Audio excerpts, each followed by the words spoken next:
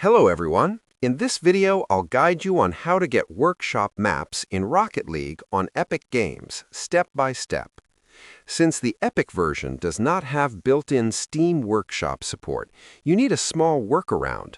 First, download and install Bacchus Mod from its official website, then launch Rocket League through Bacchus Mod at least once.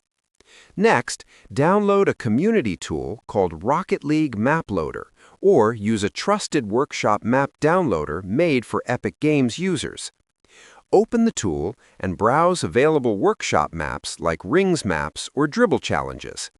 When you find a map you like, download it directly through the tool.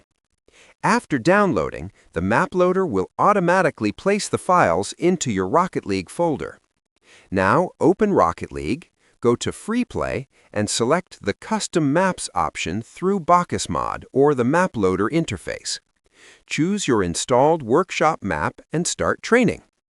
Always download maps and tools from trusted sources to avoid corrupted files or security risks while installing them.